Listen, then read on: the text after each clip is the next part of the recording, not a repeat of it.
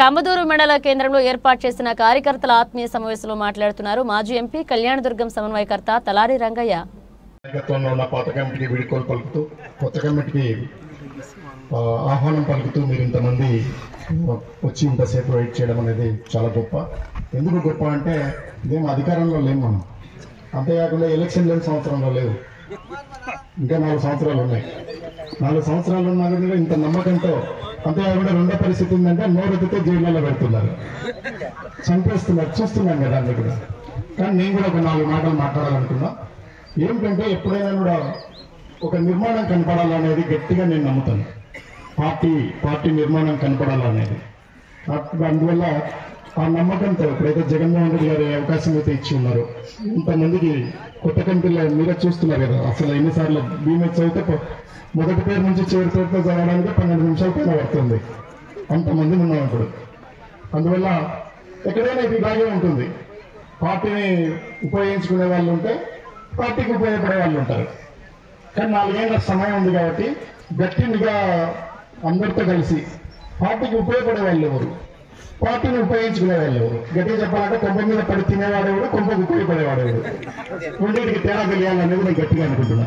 ఇది కొంపలైనా జరుగుతుంది, ఆఫీసులైనా జరుగుతుంది, పార్టీలైనా జరుగుతుంది, ఈవెన్ దేశంలోనే జరుగుతుంది. దేశద్రోహులు ఉంటారు, పక్క దేశానికి రహస్యాలు అందిస్తూ ఉంటారు, అందువల్ల ఇవన్నీ జరుగుతాయి. ఇప్పుడు ఏంటంటే చాలా సమయం ఉంది, ఇప్పుడేం ఎన్నికలు ఏం లేవు.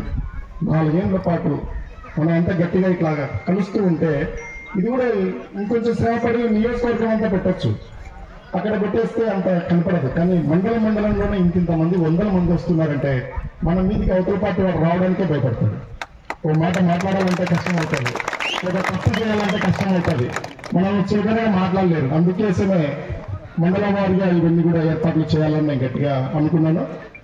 చాలా అవకాశం ఇచ్చారు, చాలా పెద్ద ఎత్తున ఎక్సర్సైజ్ చేస్తూ అందరి సహకారంతో ముందుకెళ్తున్నాం. ఇప్పుడైతే చాలా మంది నాకు చెప్తూ ఉన్నారు చాలా మంచిగా వచ్చింది కమిటీ. ఇంకా ఎవరైనా కూడా నేను చాలా మందిని అడుగుతుంటాను, ఇంకా ఎవరికైనా ఇవ్వాల్సి ఉంటే చెప్పండి, చూస్తాను చేస్తాను అనే మాటే మాట్లాడుతున్నాను. ఎవరు కూడా పార్టీలో పనిచేయడానికి వస్తే వాళ్ళని వీళ్ళు అవసరం లేదని నేను ఎప్పుడు మాట్లాడదలుచుకున్నాను. కానీ ఒక్కటే చెప్పదలుచుకుంది ఏంటంటే, మీకు ఏ భాగంగా ఉండని, నా మీద కోపం ఉండని, నాతో మాట్లాడడానికి రండి, నాతో కొట్లాడడానికి రాకండి. నాతో కొట్లాడితే వస్తుంది మీకు. నేను మీతో మాట్లాడడానికి, మీతో కలిసి ఉండడానికి, మీతో బతకడానికి, ఇక్కడ బాగుపడడానికి, ఈ ప్రాంతాన్ని బాగుపడడానికి, ప్రజలను బాగుపడడానికి వచ్చింది. ఉద్యోగం మానుకోండి, 10 సంవత్సరాలు కష్టపడతా కానీ గ్రూప్ 1 ఉద్యోగం రాలే, చేయి వణికింది సంతకం పెట్టేటప్పుడు. మళ్ళీ ఆ సంతకం నాదే కాదా డౌట్ వచ్చి మళ్ళీ 2వ సంతకం పెట్టాల్సి వచ్చింది. ఎందుకంటే రాత్రి మూడు కష్టపడితే కానీ ఈ దేశంలో, ఈ రాష్ట్రంలో అంత పెద్ద ఉద్యోగాలు రావు. మరి ఇంత నమ్మకంతో వచ్చి ఉంటాం. మళ్ళీ 2వసారి వెళ్ళమంటే మళ్ళీ ఎంపీ నుంచి వచ్చాను. ఇవన్నీ కూడా గుర్తుపెట్టు, చిన్న విషయాలు కాదు. కానీ ఇప్పుడు స్థిరంగా ఆలోచన చేస్తున్నాం.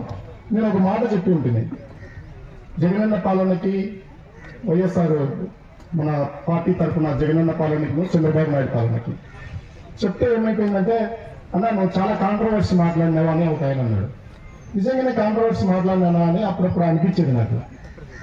మొన్న చంద్రబాబు నాయుడు గారి మాటలు చూసిన తర్వాత నేనేం తప్పు మాట్లాడలేదని అనిపించింది. మళ్ళీ నాకు నేనే మార్కులు వేసుకున్నా. ఏంటి నేనేం మాట్లాడానంటే, కుక్కలు ఉంటాయి, పందులు ఉంటాయి, ఆవులు గేదెలు కూడా ఉంటాయి.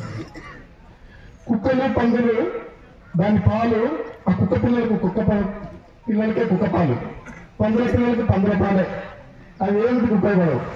ఆవులని గేదెలు పెడితే ఊరంతా పెడతారు, పిల్ల జిల్లా అందరూ పెడతారు.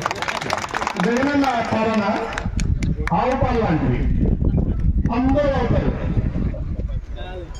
పైన లేదా తెలుగుదేశం వాళ్ళకి ఎప్పుడన్నా మనం ఏమని చెప్పినామప్ప, ఆయన ఎంత గొప్పగా చెప్పినాడంటే మహానుభావుడు, అసలు గూస్ బంప్స్ వస్తాయి వింటే.